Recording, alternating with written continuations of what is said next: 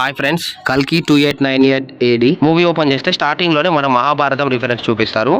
అలా కృష్ణుడు చెప్తాడన్నమాట, ఈ యుగానికి సమస్య వచ్చినప్పుడు నేను మళ్ళీ పుడతాను. భారతం జరిగినప్పుడు అశ్వత్థామ పాండవులను చంపడానికి ప్రయత్నిస్తాడు. అలా అర్జునుడి భార్య గర్భంతో ఉన్నప్పుడు బ్రహ్మాస్త్రం వేస్తాడు. అలా కృష్ణుడు అశ్వత్థామని శపిస్తాడు, నీకు మరణం అంటే భయం లేదుగా, కాబట్టి నువ్వు ఈ యుగమే కాకుండా రాబోయే కలియుగం చివరి వరకు మరణం లేకుండా రోగిష్ఠువై జీవించు. ఇలా అశ్వత్థామని శపిస్తూ ఆ శాపం ఎన్ని రోజులు ఉంటుందనే దాని గురించి కూడా చెప్తాడు.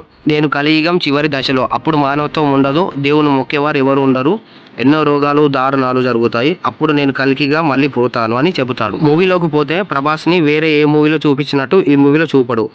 మూవీ స్టార్టింగ్లో ప్రభాస్, బుజ్జి మరియు బ్రహ్మానందం మధ్య కామెడీ చాలా బాగుంటుంది. ప్రభాస్కి యూనిట్ అంటే చాలా పిచ్చి. అలా యూనిట్స్ కోసం పని చేస్తాడు. దుల్కర్ సల్మాన్ ఎంట్రీ ఉంటుంది. దుల్కర్ సల్మానే ప్రభాస్ని పెంచి పెద్ద చేస్తాడు.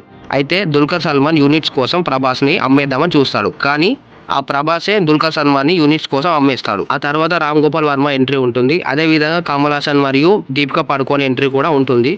150 రోజులు ఎవరైతే గర్భంలో బ్రతికి ఉన్న శిశువు ఉంటారో వారి నుంచి తీసిన షాంపూల్ కోసం అందరినీ టెస్టులు చేస్తారు. కమల్ హాసన్ కోసం అందరూ పనిచేస్తారు. చివరికి దీపికను టెస్టులు చేసి షాంపిల్ తీసుకొని చంపడానికి చూస్తే అప్పుడు రెబల్ టీంలో ఒక అమ్మాయి దీపికను కాపాడుతుంది.